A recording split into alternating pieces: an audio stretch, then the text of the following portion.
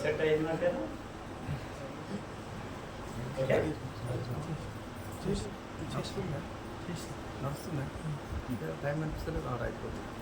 రాధాస్వామి రాధాస్వామి రాధాస్వామి.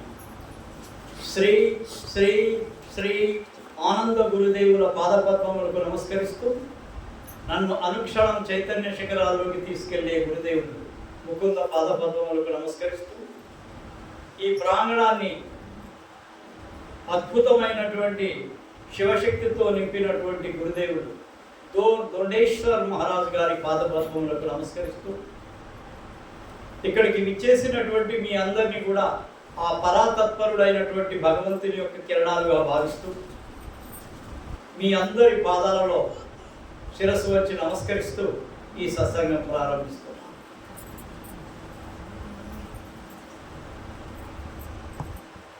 ఈరోజు శబ్దం మనం ప్రకటన చేసిన దాంట్లో साधु की संगति गुरु की सेवा साहसी काम बनाओ, जिस पर साध दृष्टि पड़ गई फिर जिस जग की ओर न आओ. ए ब्यूटीफुल విషయం ఇది. చాలా అందమైనటువంటి శబ్దం. సాధుకి సంగతి, సాధువు యొక్క సాహచర్యంలో, అంటే ఎవరు సాధువు? సర్వసంగ పరిత్యాగి అని అంటుంటారు. అన్నిటినీ వదిలిపెట్టిన వాడు, ఏ బంధాలు ప్రపంచంతో బంధువులతోటి కానీ స్నేహితులతోటి కానీ అంటిపెట్టుకొని ఉండని వాడు సాధువు. భగవంతుని అన్వేషణలో ఉన్నటువంటి వాడు సాధువు. సాధువు అంటే ఎవరు? భగవంతుని అన్వేషణలో అన్నిటినీ వదిలిపెట్టుకున్నవాడు, సంసార సుఖాలు వదిలిపెట్టుకున్నవాడు, తన అన్వేషణలో ప్రయాణిస్తున్నటువంటి వాడిని సాధువు అంటాం. అటువంటి సాధువు యొక్క సహచర్యము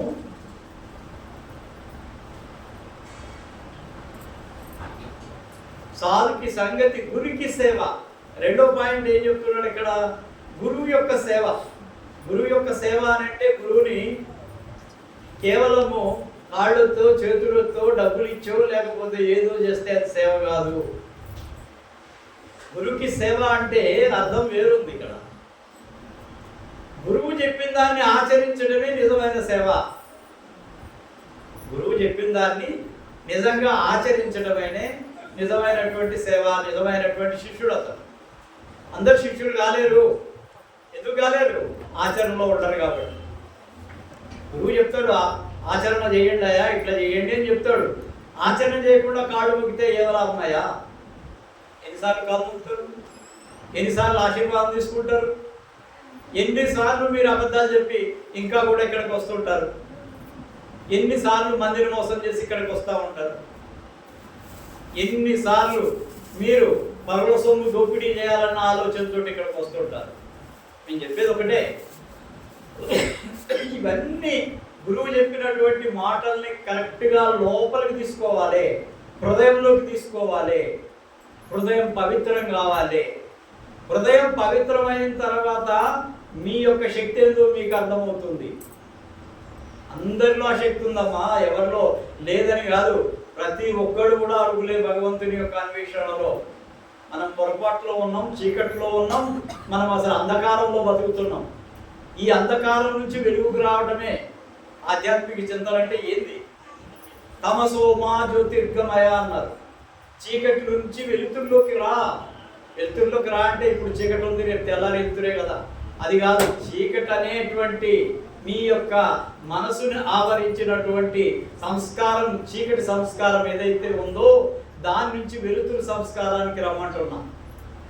లోపలుండే వెలుతురుని చూడమంటున్నా. ప్రతిసారి వచ్చి మీకు అదే చెప్తున్నా, అయ్యా మీరు వస్తున్నారు, సత్సంగం వింటున్నారు, ధ్యానం చేయమంటున్నాను.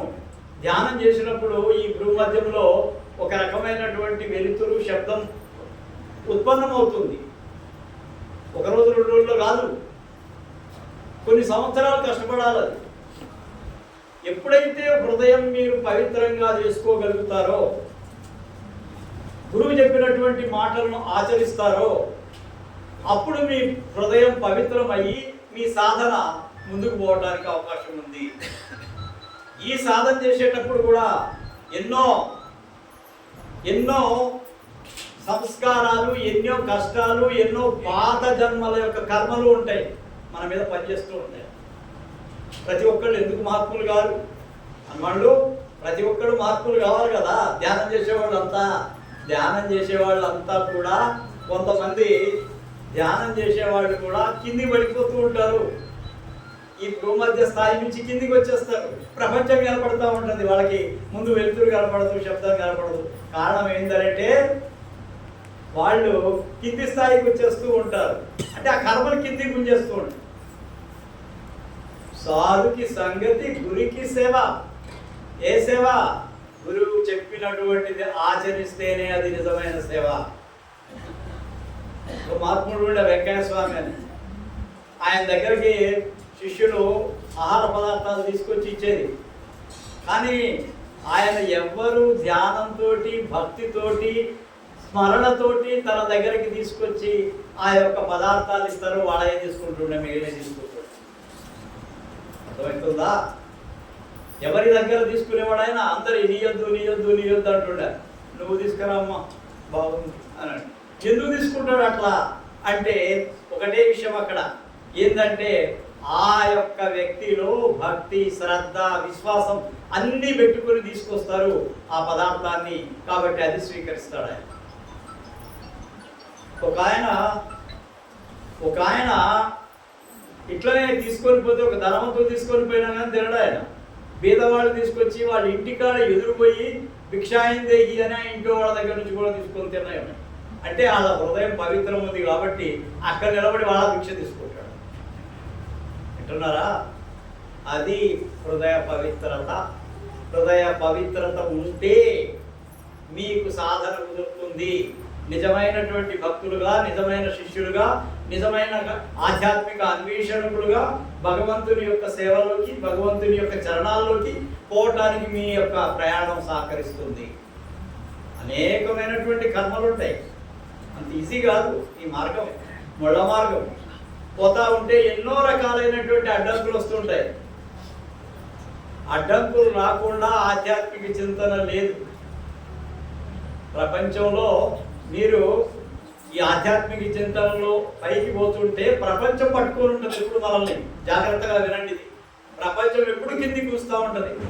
చాలామంది అంటారు సత్సంగానికి వస్తూ ఉంటే, వాళ్ళు ఏమంటారంటే ఏం పిచ్చోడి వాటికి పోతే ఏం దొరుకుతుంది నీకు. ఆ సీన్ పాపం చాలామంది వ్యక్తాలు చేస్తూ ఉంటారు. నీకు ఏం దొరుకుతుందా అక్కడ పోతే? నువ్వు ఇది 15 సంవత్సరాల నుంచి తిరుగుతూ ఉన్నావు మహారాజులు ఏమట, నీకు ఏంది కోటి రూపాయలు దొరికినాయా, లక్షలు దొరికినాయా అంటాడు. కానీ నేను శ్రీనివాసుకు చెప్పిన, ఏం దొరికిందో నీకు తెలుసు, వాళ్ళకేం తెలుస్తుందయ్యా? వాళ్ళకేం తెలుస్తుంది? వాళ్ళు ప్రపంచం మనుషులు. వాళ్ళు డబ్బులు చూస్తారు, డబ్బులు వాగులు ఏడుస్తారు, డబ్బులు రాగలు నవ్వుతారు. నువ్వు నవ్వే, ఏడ్చే స్థితి నుంచి అతీతమైన స్థితికి పోవాలని నేను చెప్తాను. That is the state. ఏం స్టేట్ అది? నవ్వే స్థాయి అంటే సుఖాన్ని, దుఃఖాన్ని రెండింటిని అధిగమించి ఉండే ధ్యాన స్థాయికి వెళ్ళమని చెప్తున్నా ఆయన. ఆ ప్రయాణంలోనే ఉన్నాడు. చెప్తాడు, అనుభవాలు చెప్తాడు. అంటే దాని అర్థమైంది, ఆయన ఎంతో కష్టపడుతున్నాడు ఆధ్యాత్మికంగా. ప్రపంచం ఏమన్నా ఆయన ఎగతాళి చేస్తుంది. ఎగతాళి చేస్తే కిందికి వస్తావు, గురువుని పట్టుకుంటే పైకి పోతావు. ఇంతే. వింటున్నారా? గురువు యొక్క సాహచర్యంలో ఏం జరుగుతుంది అని అంటే ఉన్నతమైనటువంటి జ్ఞానం లభ్యమవుతుంది. శ్రద్ధ, విశ్వాసం, భక్తి పెరుగుతుంది. ఎప్పుడైతే శ్రద్ధ, విశ్వాసం, భక్తి పెరుగుతుందో మీ ఆలోచనలో తేడా వస్తుంది. మీరు ప్రపంచాన్ని చూసేటువంటి దృష్టిలో మార్పు వస్తుంది. సత్యంతో నడిచేవాడికి కష్టాలు ఎక్కువగా ఉంటాయి. మీకు అందరూ తెలుసు. హరిశ్చంద్రుడికి ఎన్ని కష్టాలు వచ్చాయి. ఒక సత్యం కోసం ఆయన జీవితాన్ని, రాజ్యాన్ని, ఆఖరికి భార్యను కూడా అమ్ముకున్నటువంటి హరిశ్చంద్రుడి చరిత్ర గురించి మనకు తెలుసు. ఎందుకు చేయాలా? హరిశ్చంద్రుడిని ఈరోజు మనం ఎప్పుడో అతను కృతాయుగంలో ఉన్నటువంటి హరిశ్చంద్రుడిని ఈరోజు కలియుగంలో కూడా ఇంకా మనం ఆయన్ని పేరు స్మరిస్తున్నాము అని అంటే, జ్ఞాపకం చేసుకుంటున్నామంటే అతను సత్యం కోసం పడినటువంటి ప్రయత్నము, ఎన్ని కష్టాలు వచ్చినా దానికోసం నిలబడేటువంటి స్థితి ఆయన్ని ఉన్నతమైనటువంటి కీర్తికి, ఆయన్ని ఆ స్థితికి తీసుకుపోయి ఉన్నతమైనటువంటి కీర్తికి అర్హుడిని చేసి. అందుకనే మనం అనుకుంటాం, కష్టాలు వస్తే, నష్టాలు వస్తే, ఏమొచ్చినా సరే ఒక గురువును పట్టుకున్నామంటే ఆ గురువు యొక్క అడుగుజాడల్లో నడవండి. ఈరోజు కష్టం ఉంటుంది. 24 గంటలు నువ్వు ఏడుస్తూనే ఉంటావా? ఎవరైనా సరే ఎవరైనా ఒకరు చనిపోయారు అనుకో, 24 గంటలు ఏడ్చేవాళ్ళు ఉంటారా? నాకు చెప్పండి. 1 గంట ఏడుస్తారు, 2 గంటలు ఏడుస్తారు, ఎవరో వచ్చి మళ్ళా గుర్తొచ్చి మళ్ళా ఏడుస్తుంటారు. మనం చూస్తూనే ఉంటాం.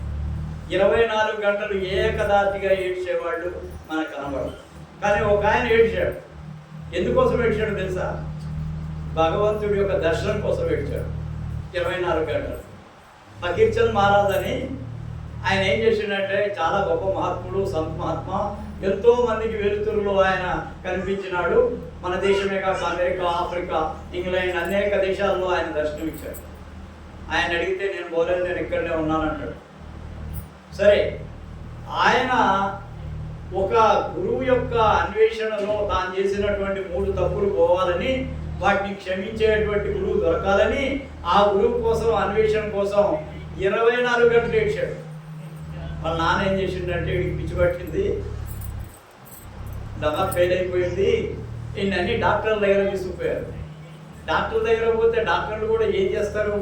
ఏడుస్తాడు, చూస్తారు. ఈయన ఏడుస్తున్నాడా, ఈయన దమా ఖరాబ్ అయిపోయింది, మైండ్ పనిచేయటం లేదు ఏందన్నారు.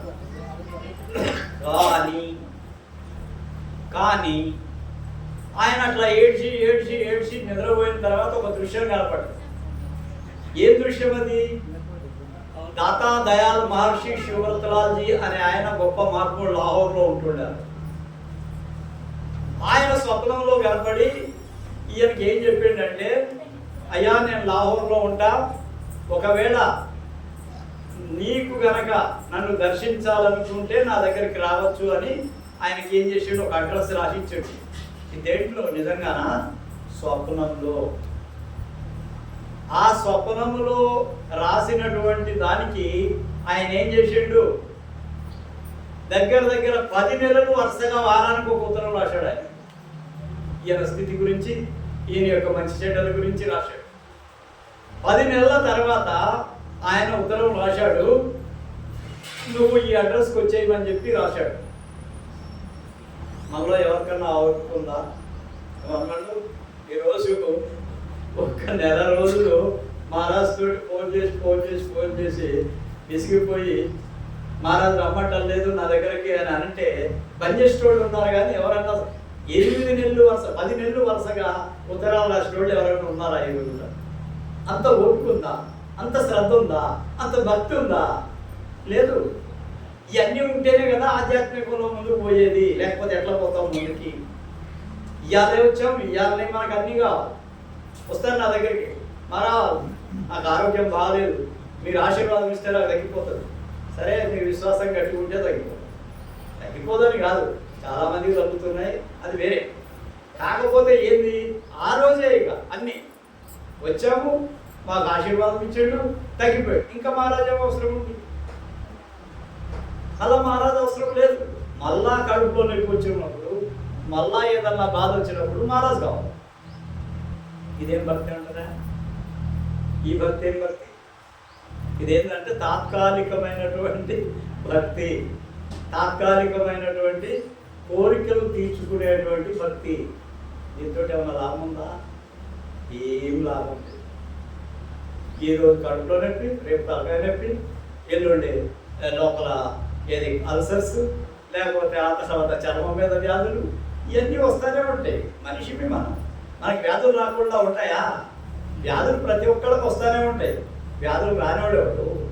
కాకపోతే ఇక్కడ ఏంటంటే సహించే గుణం ఉందా నీకు? అంత ఓపిక ఉందా? మహారాజ్ తోటి ప్రయాణం చేసేటువంటి శక్తి ఉందా? ఇది తగ్గిపోయింది, మహారాజ్ ఆశీర్వాదం తగ్గిపోయిందని కృతజ్ఞతాభావం కూడా ఉండదు కొంతమంది. కృతజ్ఞతాభావం అంటే ఏంది? అరే మహారాజ్ దగ్గర పోయినాం, తగ్గిపోయింది, మాకు సంతోషం, ఇక మహారాజుని ధ్యానం చేసుకుంటాం, మహారాజు యొక్క సత్సంగాలకు వస్తామని కాదు. ఒకసారి వస్తారు, రెండోసారి రాదు, కథ బయట క్లోజ్. ఎందుకు రారు? అయిపోయిందా? అయిపోయింది, కథ విక్కేది. మహారాజు తోటి పని అయిపోయింది, మహారాజు ఆశీర్వాదం ఇచ్చిండు, అయిపోయింది. మళ్ళా అయిపోయినప్పుడు మళ్ళా బాధపడినప్పుడు పోదాం. ఇది ఏనాటికి కూడా ఉపయోగపడేటువంటి భక్తి కాదు. సాధుకి సంగతి, గురుకి సేవ. सहसी काम बनाओ जिस पर साधु दृष्टि पड़ गया फिर जिस जकी ఉన్నా ఏమంటున్నాడు? అయ్యా ఒక్కసారి సత్పురుషుడి యొక్క ఆ దృష్టి నీ మీద పడితే, ఆ దృష్టి పట్టబట్టే ఏంది? సంపూర్ణమైనటువంటి విశ్వాసము భక్తితోటి మీరు సేవించినప్పుడు, గురువు సంపూర్ణమైనటువంటి ఆశీర్వాదం ఇచ్చినప్పుడు, ఆ ఆశీర్వాదం కూడా ఎక్కడ దాకా తీసుకెళ్తుందంటే మరొక జన్మ ఎత్తకుండా ఈ జన్మలోనే మీరు జన్మరాహిత్య స్థితిని పొందేటువంటి శక్తి కలిగినటువంటిది గురు యొక్క ఆశీర్వాదం. साधु की संगति गुरु की सेवा साहसी काम बनावे जिस पर साधु दृष्टि पड़ गई फिर और एक जन्म को नया चाहिए. అర్థమైందా? ఇంకో జన్మ తీసుకునే అవసరం లేదు. దాతా దయాల్ మహర్షి శివరత్రాజ్ జీ మహారాజ్ రాయ్ సాలిగ్రామ్ మహారాజ్ దగ్గరికి ఆశీర్వాదం పోతే ఆయన ఏం చేశాడు? ఈయన పిలిచి, ఎవరైనా సరే మహాత్ములు ఈజీగా ఐడెంటిఫై చేస్తారు, ఆ శక్తి ఎవరిలో ఉన్నది అని చూస్తూ ఉంటారు, ఎవరు నిజమైన శిష్యుడు అని గమనిస్తారు, వాళ్ళని దగ్గరికి తీసుకుంటారు. అయితే ఆ శక్తి గురువులో ఉంటుంది. అయితే దాతా దయాల్ మహర్షి శివరత్రాజ్ మహారాజ్ ఏం చేసిండంటే రాయ్ సాలిగ్రామ్ దగ్గర పోయినప్పుడు ఆయన దగ్గరికి పిలుచుకొని ఆయన ఆశీర్వాదం చేశాడు. చేసి ఒక 3 గ్లాసులు పాలు తాగిపించాడు. ఆయన 3 గ్లాసులు పాలు తాగిపించాడు. 3 సత్సంగాలు వినిపించాడు. నారాయణ సార్ సునోయే 3 సార్లు 3 గ్లాసుల పాలు 3 సత్సంగాలు కథమంతే. ఈయన ఇక్కడనే సాధన చేయాలా, ఆయన అక్కడే ఆశీర్వాదం చేయాలి. దాతా దయాల్ మహర్షి శివరత్రాజ్ జీ మహారాజ్ ఎంత గొప్పవాడంటే అతను కలియుగ వ్యాసుడు. 5000 పుస్తకాలు మన ధర్మం మీద, హిందూ ధర్మం మీద, ప్రపంచంలో ఉండే అన్ని ధర్మాల మీద ఆయన రాశాడు పుస్తకాలు. ఆయన మహాయోగి, మహర్షి అన్నారు. ఆయన మామూలు ఋషి కాదు, మహర్షి. ఎంతో మందిని ఉద్ధరించాడు, ఎంతో మంది జీవితాల్లో వెలుగు నింపాడు, ఎంతో మంది జీవితాలని ఆయన ఆధ్యాత్మిక చింతనలో పైకి తీసుకొచ్చాడు. అట్లాంటిది రాయ్ సాలిగ్రామ్ మహారాజ్ యొక్క దృష్టి ఆయన మీద పడిపోయింది. ఎవరి మీద? దాతా దయాల్ మహర్షి శివరత్రాజ్ జీ మహారాజ్ మీద పడితే ఆయన జన్మరాహిత్యం ఆయనకే కాకుండా అనేక మంది శిష్యులకు ఆ యొక్క స్థితిని కల్పించారు. साधु की संगति गुरु की सेवा साहसी काम बनावे जिस पर साधु दृष्टि पड़ गए फिर जिस जकियो निना. మళ్ళా ఈ జన్మకు రావద్దు అంటే వాళ్ళ కర్మ కూడా పరిపక్వమై ఉండాలి. అర్థమైందా? మనం సుత్తుతోటి దెబ్బలు కొడతా ఉంటాం, 99 దగ్గర దాకా ఆగిపోతాం. ఇంకొక దెబ్బ కొడితే అది పగిలిపోతుంది. ఆ ఒక్క దెబ్బ కొట్టకుండా మనం ఏం చేస్తాం? అంతటితోటి ఆగిపోతాం. సరే, అరే బహుత్ కర్మ హై భాయ్, బహుత్ కర్మ హై. ఈ కర్మలన్నీ పోవాలి అంటే ఏం చేయాలా? నామస్మరణ చేయాలా, ధ్యానం చేయాలా, గురువు యొక్క ధ్యానంలోకి వెళ్ళిపోయినప్పుడు ఏం జరుగుతుంది? నీ కుటుంబం ఎట్లా ఉన్నాయా అది నేను చెప్పట్లేదు. నీకన్నా మనశ్శాంతి వస్తుంది కదా, నువ్వన్నా గురు ధ్యానంలో ఉంటావు కదా, నీకన్నా లాభం అవుతుంది కదా.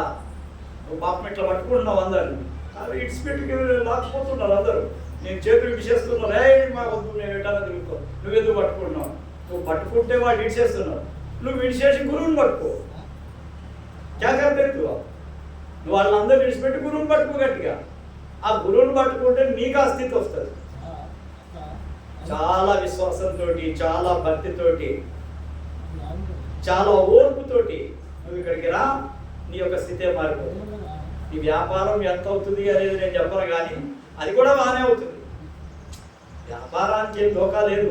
ఈ రోజు కాకపోతే రేపు అవుతుంది, ఆ రోజు ఇన్ని నెల రోజులతో ఒకే రోజు కూడా కావచ్చు. You don't worry. కానీ దీనికంటే ఇది ప్రధానం అని చెప్తున్నా నీకు. నీ మానసిక స్థితి మారాలి, నిజమైనటువంటి శిష్యుడిగా మారాలి. ఇక్కడికి వస్తే ఏదో నేను కోటీశ్వరుని అయిపోతాను రావద్దు ఎవరు కూడా. ఏదో హామీ. ఇప్పుడు మా దగ్గరకు వస్తారు ఎమ్మెల్యేలు కూడా వస్తారు నా దగ్గరికి, ఆశీర్వాదం కోసం వస్తారు, పోటీ చేసిన వాళ్ళు వస్తారు. వస్తే ఏం చేస్తాం? ఇంటికి వస్తారు, ఆశీర్వాదం అడుగుతారు. దారిలో కనపడితే ఎక్కడన్నా స్టేజ్ల మీద మహారాజ్ గారు మీ దయ మాకు ఆశీర్వాదం ఏంటంటే ఒప్పుకో, ఏం చేస్తాం మరి, మజబూరి అయినా కాకపోయినా కానీ ఆశీర్వాదం ఇచ్చేస్తాం. ఆ అదృష్టం ఏందో వాడు గెలుస్తున్నారు. ఆ అదృష్టం ఏందో మా దగ్గరికి వచ్చిన వాళ్ళంతా ఆఖరికి ఎమ్మెల్యేలు కూడా గెలిచారు. అయితే ఇక్కడ ఏంది, వాళ్ళకి ఆ సమయంలో వాళ్ళు ఎంత విశ్వాసంతో మొక్కుతున్నారో వాళ్ళకే తెలుసు, బాగా ఆ విశ్వాసం వాళ్ళకి పనిచేస్తారు. అయితే ఇక్కడ కావాల్సింది ఏంటంటే ఓర్పు, విశ్వాసం. గురువు పట్ల అచంచలమైనటువంటి విశ్వాసం ఉంటే ఇదిగో ఎంత పెద్ద ఆపద వచ్చినా కానీ భరించే శక్తి వస్తుంది, తప్పుకునే శక్తి వస్తుంది. గురువు ఇట్లా మలిపేస్తాడు అంతే. అప్పుడు ఆ టైంలో గురువు ఆ టైంలో మీకు ఇట్లా వచ్చి రాయి పడుతుంటే మీరు ఇట్లా పక్క కోరికిపోతారు. ఆ టైంలో అది గురువు జరిపేస్తాడు మిమ్మల్ని, ఆ రాయి కింద పడిపోతారు. ఒకసారి మా స్నేహితుడు హిమాలయ పర్వతాలలో పోతున్నాడు, ఇది చార్ధామ్ యాత్ర పోతున్నాడు. పోతుంటే అక్కడంతా పర్వతాలు ఉంటాయి, పెద్ద పెద్ద పర్వతాలు ఉంటాయి. అవి ఏమవుతుందంటే ఒక్కోసారి ఆ పైన నుంచి ఆ పర్వతం కూలిపోతుంది అన్నమాట. రోడ్డు మీద పోతా వచ్చేస్తుంది, పడిపోయినప్పుడు పోయే వెహికల్స్ని ఏం చేస్తాయి, వెహికల్ మీద పడిపోయి వెహికల్లో ఉన్నవాళ్ళు చచ్చిపోతారు. మా స్నేహితుడు చెప్పిండు, ఇట్లా పోతున్నాం మిత్రమా, ఇట్లా నేను పాస్ అయ్యాను, ముందుకు పోయాము, వెంటనే స్లైడింగ్ పడిపోయింది, వెనక వచ్చిన వాళ్ళు చచ్చిపోయారు, మేము బతికిపోయినాము. ఆ స్నేహితుడు చెప్పిండు. అంటే అక్కడ ఏందన్నట్టు, ఆయనకు భగవంతుని పట్ల అచంచలమైనటువంటి విశ్వాసం ఉంది. రోజు లింగానికి పూజ చేస్తాడు బాబు, రోజు లింగాయత్తుడు వాడు, రోజు లింగానికి పూజ చేస్తాడు, రోజు భగవంతుడు ధ్యానం చేసుకుంటాడు. ఆయన కూడా భక్తుడు, మంచి భక్తుడు. కానీ ఆయన భగవంతుడు ఎట్లా రక్షించాడో చూడండి. ఆయన అట్లా కదిలిపోయాడు, వెంటనే స్లైడింగ్ వచ్చి పడిపోయింది, తర్వాత వాడు చచ్చిపోయాడు. అంటే ఇక్కడ ఏందనంటే అక్కడ ఆయన యొక్క విశ్వాసాన్ని భగవంతుడు కాపాడాడు. విశ్వాసంతో ఉంటే భగవంతుడు అతన్ని కాపాడాడు. కాబట్టి గురువు చెప్పిన దాన్ని మీరు వినండి, శ్రద్ధగా వినండి. చెప్పింది మననం చేసుకోండి, మళ్ళా ఏం చెప్పాడు. ఈ మననం చేసుకున్న తర్వాత దాన్ని ఆచరణలో పెట్టండి. ఆచరణలో పెట్టమంటే ఏంది, మహారాజ్ అబద్ధాలు ఆడొద్దని చెప్పాడు, సరే. పొద్దున్నే లేవమన్నాడు, లేచి స్నానం చేయమన్నాడు, ఒక 5 నిమిషాలు ఆదర్శం చెప్తాం, ఒక 5 నిమిషాలు, ఎక్కువ. ఈ ప్రాక్టీస్ చేయండి. అసలు మొట్టమొదట మీరు ఏం చేయాలంటే ఉదయం లేచి స్నానం చేసి ఒక 5 నిమిషాలైనా సరే ఆ ఫోటో ఇట్లా పెట్టుకొని గురువు గారిది రాధాస్వామి అని ఒక 5 నిమిషాలు మీరు పెట్టి చూడండి. మీరు ఒక నెలలో మీ మానసిక స్థితి మారకపోతే నన్ను అడగండి. ఆ సమయంలో వేటి గురించి ఆలోచించదు, ఓన్లీ గురు స్మరణ రాధాస్వామి చెప్పండి. అంటే ఇక్కడ ఎందుకు చెప్తున్నాను, ఈ ఉదయం పూట ఎప్పుడైతే ఇంకా సూర్యోదయం కాకముందే ఏదైతే స్థితి ఉంటుందో దాన్ని బ్రహ్మముహూర్తం అంటారు. ఆ టైంలో మీరు ఏదైతే ధ్యానం చేస్తారో, ఏదైతే గురువు యొక్క ధ్యానం చేసుకుంటారో అది చాలా శక్తివంతమైనటువంటి సమయము. ఆ సమయంలో మీ మనసుని మొత్తం కూడా ప్రశాంతత చేసేస్తుంది, పవిత్రం చేసేస్తుంది. ఆ 5 నిమిషాల కాలం మీకు భగవంతుడికి ఇవ్వగలిగితే మీరు ఆ రోజంతా ప్రశాంతంగా ఉండగలుగుతారు. ఇన్ని సమస్యలు వస్తుంటాయి, కానీ ఈ శక్తి పనిచేస్తుంటుంది. ఈ 5 నిమిషాల కాలం ఏదైతే ఉందో, ఈ 5 నిమిషాల పని మొత్తం రోజంతా దాని యొక్క ప్రభావం మీకు కనిపిస్తుంటుంది. ఒక రోజు చేసి 2 రోజులు చేసి అయిపోయి రేపు లేవలేము, ఎల్లుండి లేవలేము, ఏడికెళ్ళి అవుతుంది రాములు అవుతుందా? ఒక రోజు 2 రోజులు చేస్తే ఏడికెళ్ళి అవుతుందా? మీరు నిరంతరంగా చేయండి. మహారాజ్ చెప్పిండు, ఒక మండలం రోజు 40 రోజులు చేయమన్నాడు, 40 రోజులు చేసి చూడు. అది టెస్ట్ చేయండి అయ్యా. మహారాజు చెప్పిండు కదా, ఈ చెప్పినటువంటి దాంట్లో ఏమైనా బలం ఉందా లేదా, మీ అంతటా మీకే ఒక తరాజు ఒక త్రాసుని ఇస్తున్నా, ఈ త్రాసులో పెట్టి తుయ్యండి. మహారాజు చెప్పింది కరెక్ట్ అవుతుందా తప్పు అవుతుందా మీకే తెలుస్తుంది. అన్నిట్లాగా మేము భగవద్గీత పారాయణాలు, రామాయణ సప్తాహాలు చేయటలే, ఇది జ్ఞానయజ్ఞము. ఇక్కడ ఏం చెప్తున్నాం, మీరు జీవితంలో ఆచరించి అనుసరిస్తే మీకు దీని యొక్క ఫలితం ఎట్లా వస్తుందో దాని గురించి చెప్తున్నాను. ఇది నిజంగా ప్రాక్టికల్గా మీరు కార్యరూపం దాలిస్తే వచ్చే ఫలితం ఎట్లుంటుందో దాని గురించే చెప్తున్నా. ఏదో మాట చెప్పుకోవడానికి రావట్లే. 180 కిలోమీటర్ల దగ్గర మేము పొద్దున్నే 7:30 బయలుదేరితే ఇక్కడికి వస్తే 10:30 అంటే 3 గంటలు 3:30 గంటలు ఒక్కో రోజు ప్రయాణం చేసి వస్తాము. ఈ ఏజ్లో 70 ఏళ్ళు వచ్చినాయి. ఇప్పుడు 77 వయసులో ఇప్పుడు ఎందుకు వస్తున్నాం ఇక్కడికి? కేవలం ఒకటి మాకు ఇంకా అమూల్యమైన రత్నాలు దొరుకుతాయా ఇక్కడ? మేము ఏరుకోవడానికి అవకాశం ఉందా? ఒక 10 మంది అన్నా నాకు రాధాస్వామి సత్సంగంలో ధ్యానం చేసేవాళ్ళు, జ్ఞానం పొందేవాళ్ళు, ఆ యొక్క భగవంతుని యొక్క శక్తిని కోరుకునే వాళ్ళు ఎవరన్నా దొరుకుతారేమో అని అన్వేషిస్తుంది. అంతే. ఇక్కడ రావటంలో ఉద్దేశం అదే. అని డబ్బులు ఖర్చు పెట్టుకొని అంత సమయాన్ని వెచ్చించి ఆ నుంచి ఈడ దాకా వస్తున్నాము అని అంటే దానికి కారణం మీకోసమే. మీలో ఇంకా అట్లాంటి వాళ్ళు నాకు ఎవరైనా దొరుకుతారా? ఒక 10 మంది అన్నా నా జీవితానికి నేను వచ్చినందుకు ఒక 10 మంది కన్నా ఈ జ్ఞానం యొక్క స్వరూపము, శబ్దం యొక్క స్వరూపము, ప్రకాశం యొక్క స్థితిని మీకు చూపిద్దాము అని అనుకుంటే మీరు సహకరిస్తే మీకు లాభం. సహకరించకపోతే చెప్పండి. ఏదైనా సరే మీరు అనుసరించే వాళ్ళు ఉన్నప్పుడే మీకు దాని యొక్క ఫలితం దొరుకుతుంది. అనుసరించకుండా ఫలితం రమ్మంటే వస్తుందేమో. ఏది? ఈ కోరికలు, ఈ భూమి మీద ఉండేటువంటి కోరికలు, డబ్బులు కావాలా, లేకపోతే ఇల్లు కావాలా, సంతానం కావాలా, ఇవే అడుగుతారు. ఇవి కావాలని అడుగుతారు, వస్తారు. కానీ అందరితోటి కాదు అని నేను చెప్తున్నా. కోరికలు తీర్చుకుంటుంటే ఇంకా వస్తూనే ఉంటాయి. అది కాదు, దానికి ఫుల్ స్టాప్ పెట్టండి. నిజమైనటువంటి జ్ఞానం వైపు రండి, నిజమైనటువంటి భక్తులుగా ఉండండి, నిజమైనటువంటి స్థితిలో మీకు అనుభవాలు పొందండి. అనుభవం లేదు ఎందుకయ్యా?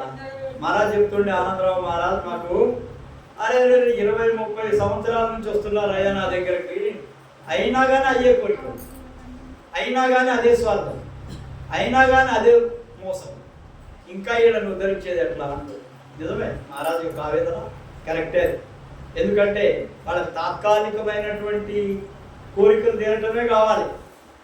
ఎప్పుడు కూడా మళ్ళా ఇంకో జన్మకు రాకుండా ఉండేటువంటి స్థితి కోసం ప్రయత్నం చేయటం అనేది లేదు. అంటే అందరు కూడా అర్హులు కాదు, అందరూ అర్హులు కూడా కారు. అర్హత ఉన్నవాళ్ళు వచ్చేస్తారు, దగ్గరికి వస్తారు. ఆ పరిస్థితిలో దాంట్లోనే అనుసరించడానికి, గురువు యొక్క మాటలు వినడానికి, వాటిని ఆచరించడానికి వస్తారు. వాళ్ళకి మా ఆశీస్సులు ఎప్పుడు ఉంటాయి. అంతే. 27 minutes. కాబట్టి ఒక విషయం, మనము ధ్యానం చేస్తూ ఉన్నప్పుడు, గురు స్మరణ చేస్తూ ఉన్నప్పుడు ఎంతవరకు ఆ గురువు యొక్క రూపాన్ని మన గురువు మధ్యంలో నిలబెట్టగలుగుతామో ఒకసారి చూడండి. గురువు యొక్క ఆ రూపాన్ని నిలబెట్టడానికి చాలా కష్టమవుతుంది. ఎందుకంటే మీ యొక్క మనస్సు చలిస్తూ ఉంటుంది, ఎప్పుడు కూడా చలనంలో ఉంటుంది. చూడండి, మీరు ఏదైనా ఒక ఆలోచన వచ్చిందనుకోండి, ఆ ఆలోచన మీదనే మీరు పోతా ఉండండి. కొద్దిసేపు అయిన తర్వాత ఆ ఆలోచన కంటే ఇంకో ఆలోచన మొదలు. మీరు గమనిస్తున్నారా? ఇది మీరు ఒక ఆలోచనతో ముందుకు పోయేటప్పుడు పోతూ ఉంటే కొంత దూరం ఆ ఆలోచన తీసుకెళ్తుంది. అక్కడికి వెళ్ళి అది కట్ట ఇంకొక ఆలోచన వస్తుంది. ఆలోచన యొక్క ఒకే ఆలోచన మీద కూడా ఉండనియదు. అది ఒకే ఆలోచన మీద, ఒకే గురు రూపం మీద ఉంచితే మీరు స్థాయికి వెళ్ళిపోతారు. కానీ అట్లా ఉంచనియదు. ఉండాలి అంటే ఏం చేయాలి? ఉండాలి అని అంటే గురువు సాహచర్యంలోకి రావాలా, గురువు యొక్క చెప్పింది వినాలా, గురువు యొక్క దర్శనానికి ఎప్పుడు రావాలా, గురువు ముందు కూర్చొని ధ్యానం చేయాలి. ఈ యొక్క ధ్యానం చేసినప్పుడు గురువు యొక్క ఈ వేవ్స్ లోపల నుంచి బయలుదేరి బయటకు వెళ్ళేటువంటి తరంగాలు ఏవైతే ఉంటాయో, ఈ తరంగాలు మీ యొక్క హృదయంలోకి వెళ్ళిపోతూ ఉంటాయి. హృదయంలోకి వెళ్ళిపోయి ఏం చేస్తాయి? అక్కడ శాంతిని కలుగజేస్తాయి. నిజమైనటువంటి భక్తులు కనుక ఉంటే వాళ్ళ ఆలోచనలు గురువుకి, గురువు యొక్క ఆలోచనలు వాళ్ళకి వెళ్ళిపోతాయి. ఇది చాలా చూశాను నేను. ఎప్పుడైతే ఫోన్ చేద్దాము వీళ్ళకి అనుకుంటానో వాళ్ళ దగ్గర నుంచే నాకు ఫోన్ వస్తుంది. ఎన్నోసార్లు జరిగినాయి. లేకపోతే నేను కనుక ఫోన్ చేశానంటే వాళ్ళు అంటారు మహారాజ్ ఇప్పుడే మీకు ఫోన్ చేద్దాం అనుకున్నా మీరు చేశారు. అంటే ఏందన్నట్టు ఆ గురువుకి శిష్యుడికి మధ్య ఉండేటువంటి వేరులెంగ్త్ తరంగ ధైర్యం ఒకటవుతుంది. శరీర్ మన్ और ఆత్మ ఏకీ హోనా. ఇప్పుడు ఏమైపోతుంది, శరీరం కదలకుండా మనసు కదలకుండా ఉన్నప్పుడే ఆత్మ ప్రవేశం జరుగుతుంది. చలనం ఉంటే ముందుకు పోదు, చలనం ఉంటే ముందుకు పోదు. శరీరం ఎలా ఇస్తూ ఉంటే ధ్యానం ఎక్కడ కుదురుతుందా? ధ్యానం కుదురుతుందా? శరీరము కదలద్దు, మనస్సు కదలద్దు. ప్రశాంతంగా ఉన్నప్పుడు ఈ రెండింటికి అతీతమైన స్థితి ఆత్మస్థితిలోకి చైతన్య స్థితిలోకి వెళుతుంది. ఈ చైతన్య స్థితిలోకి తీసుకెళ్లేవాడు ఎవరయ్యా? గురువు యొక్క తరంగ ధైర్యం, గురువు నుంచి వెలువడేటువంటి తరంగాలు. నువ్వు ఎక్కడన్నా ఉండు, ఆఫ్రికాలో ఉండు, అమెరికాలో ఉండు, భూ ప్రపంచంలో ఏ మూలన్నా ఉండు, వాళ్ళకి డైరెక్ట్గా ఈ తరంగాలు వెళ్ళిపోతూ ఉంటాయి. ఒక ఆమె లండన్లో ఉన్నది నా శిష్యురాలు. ఒక ఆమెను ఎవరో చాలా బాధ పెడతా ఉంటారు. ఆఫీస్లో పనిచేస్తుంది, 40 ఏళ్ళు ఆమెను బాధ పెడతా ఉంటే ఆమె నాకు ఫోన్ చేసి చెప్పింది, మహారాజ్ ఇట్లా నన్ను బాగా సతాయిస్తున్నాడు, వాడు ఇండియన్ కంపెనీని, ఇండియనే నన్ను బాధ పెడుతున్నాడు, నేను కంపెనీ నుంచి వెళ్ళిపోతాం మహారాజ్ అని చెప్పి అడిగింది. అడిగితే నేనన్నా నువ్వేం బాధపడకమ్మా, చూద్దాము వాడు ఎట్లా నిన్ను చూడాయిస్తున్నాడో నేను చూస్తాలే, నువ్వు మాత్రం ఉద్యోగం వదిలిపెట్టుకోవాలి, నువ్వు చేయాలి. ఒక వారం రోజుల తర్వాత వాడు రాజీనామా చేసి వెళ్ళిపోయాడు. అర్థమైందా? ఒక వారం రోజుల తర్వాత వాడు రాజీనామా చేసి వెళ్ళిపోయాడు ఆ కంపెనీ నుంచి. ఏం ప్రశాంతంగా ఉద్యోగం చేసి ఆమె ఒక అనుభవం చెప్తుంది నాకు. ప్రతిరోజు ఆమె 4 గంటలకి ఆమెకు తరంగాలు టచ్ అవుతాయి అట్లా పోయి. మహారాజ్కి ఫోన్ చేయాలి కదా, టచ్ అవుతుంది. ఆమె లండన్ నుంచి ఫోన్ చేస్తుంది. ఏమంటుంది, మహారాజ్ మీరు కొద్దిగా లేట్ అయినా కానీ మీ యొక్క తరంగాలు నన్ను టచ్ చేస్తున్నాయి, నాకు తగ్గుతాయి అంటుందా. ఆమె తగిలేదు, నాకైతే తెలవదు, ఆమె అనుభవాన్ని పెట్టున్నావా. లండన్లో ఉన్న ఆమెకు ఇక్కడ తరంగాలు ఇక్కడ కూర్చుంటే ఆమెకి ఎట్లా తగిలినాయా తరంగాలు? ఆమె ఆ తగిలిన తరంగాల యొక్క తాకిడి నాకు ఫోన్ చేసి చెప్తుంది. నాకైతే తెలవదు. ఆ తరంగాలు వెళ్ళిపోతే ఎంతోమందికి టచ్ అవుతుంటే అది వేరే సరే. మనం ఒక ఆమె నా ముందు కూకొని ధ్యానం చేస్తూ ఉంటే మహారాజ్ మొత్తం ఆ చేతుల చుట్టూ ఏదో తిరిగినట్టు అయిపోయింది. మొత్తం అంతకుముందే చెప్పిన ఆమెకు, అమ్మా ఏదన్నా సరే నీకు కొన్ని తరంగాలు తగలవచ్చు, ధ్యానంలో కూర్చున్నావు కాబట్టి అని చెప్పి ఆమెకు చేతుల చుట్టూ తిరిగినట్టు మొత్తం కూడా ఆమెకు అనుభూతి అయింది. నిజంగా వాళ్ళ మనసులో కనుక స్వచ్ఛమైనటువంటి భావాలతో కనుక అక్కడ కూర్చుంటే వాళ్ళకి ఈ అనుభవాలు అవుతాయి. ఈ అనుభవాలు అవుతున్నాయని చెప్తున్నప్పుడు నేను కాదని నేను ఎట్లా అంటాను? నేను చేసే ధ్యానం నేను చేస్తా. ఆ టైంలో ఎవరెవరికి ఏ తరంగాలు పోయి తగ్గుతున్నాయో తెలియదు, ఎవరెవరికి ఏం సహాయం చేస్తున్నాయో నాకు తెలియదు, నాకేం తెలియదు. నేను ధ్యానం చేస్తాను. ధ్యానం అయిపోయిన తర్వాత నా యొక్క ధ్యాన శక్తిని అందరినీ రిలీజ్ చేసేస్తాను. ఎవరికన్నా పోనీ, ఎవరికన్నా సహాయం కానీ, ఇర్రెస్పెక్టివ్ ఆఫ్ దేర్ రిలీజియన్, వాళ్ళ మతానికి, వాళ్ళ కులానికి, వాళ్ళ దేనికి కూడా సంబంధం లేకుండా ఎవరికి అవసరం ఉందో వాళ్ళకి టచ్ అవుతున్నాయి, వాళ్ళు చెప్తానే ఉన్నాం.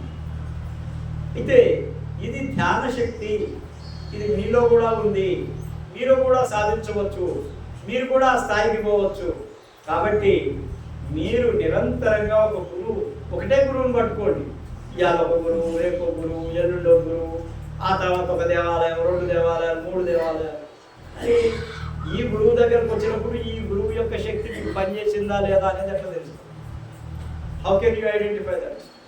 ఎట్లా నీకు ఐడెంటిఫై అవుతుంది? ఒక గురువుని పట్టుకుంటే ఏదైనా సరే అది అయ్యిందా కాలేదనే తెలుస్తుంది. ఇవాళ గురువు, రేపు గురువు, ఎల్లుండో గురువు, ఎవరి దగ్గర పోతే ఎవరితో అవుతుందో అసలు కాదేమో మీరు ఎట్లా చెప్పగలుగుతారు? కాబట్టి ఏక్ సాధే సబ్ సాధే. ఒక గురువుతో ఉన్నప్పుడు అది ఏది సాధిస్తారో, ఏ గురువు దగ్గరకు పోయినా కానీ అదే సాధిస్తారు. కానీ ఒకే గురువును మార్చొద్దు. గురువుతోటి పూర్తిగా అంకిత భావంతో ఉన్నప్పుడు మీకు ఖచ్చితంగా మీకు ఆ యొక్క లాభం కలుగుతుంది, ఆ యొక్క అనుభవం కలుగుతుంది, ఆ అనుభూతులు కలుగుతాయి. కాబట్టి గమనించుకోండి. गुरु तो तेरी पास है, गुरु तो तेरी पास है, तेरे मन में है गुरु. మా జ్ఞాని అడుగుతాడు, మహారాజ్ అన్ని మీ దయాలు, అన్ని మీ దయతోటి బాగా అవుతున్నాయి మహారాజ్, అన్ని బాగా అవుతున్నాయి. అరే నేను ఎప్పుడు నీతోటే ఉన్నానాయా? నీతోటే కాదు, నన్ను ఎవరైతే పట్టుకుని ఉన్నారో వాళ్ళతోటే నేను ఉంటా. ఇంకా కావాలంటే మీరు చూసుకోండి, ఏదో ఒక సమయంలో ఎక్కడో ఒక సాట వాళ్ళకు ఖచ్చితంగా ఐడెంటిటీ అనేది కనపడుతుంది. మా సంజయ్ అమెరికా నుంచి ఫోన్ చేస్తాడు, ఇంకొక ఆమె ఉంది అమెరికా నుంచి, ఒక డాక్టర్ అమ్మ, ఆమె ఫోన్ చేస్తుంది. ఏమన్నా కనుక ఇది అయిందంటే వెంటనే అక్కడ ఏదో ఒకటి కనపడుతుందట, వాళ్ళు వెంటనే దాన్ని చెప్తూ ఉంటారు. మహారాజు మీరు మాకు కనపడ్డారు, మహారాజు మీరు ఆశీర్వాదం ఇచ్చారు, మేము ఆపదలో ఉన్నప్పుడు మాకు ఫలానా చోట కనపడ్డారు. అరే మైతో ఇద్దరు అయిపోయి మై కాకు మీనయ్యా. కానీ అది ఏంది? మీ విశ్వాసం, మీ భక్తి, మీ శ్రద్ధ, అది పనిచేస్తుంది అక్కడ. కాబట్టి నేను ఒకటే విషయం చెప్తున్నా మీకు, గురువును పట్టుకుంటే గట్టిగా పట్టుకోండి.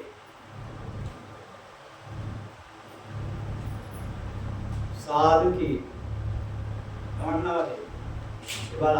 శబ్దం ఏంది? సాధుకి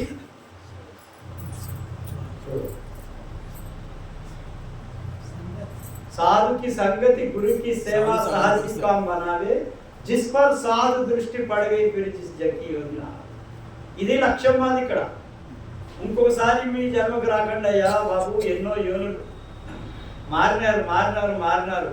జంతు జన్మల నుంచి, పశుపక్షాదుల జన్మ నుంచి, వృక్ష జన్మల నుంచి ఈ జన్మకు వచ్చినాము. ఇప్పుడు ఈ జన్మ నుంచి తరించడానికి భగవంతుడు మనకు ఒక అవకాశం కల్పించాడు. మానవ జన్మ దుర్లభం అన్నారు.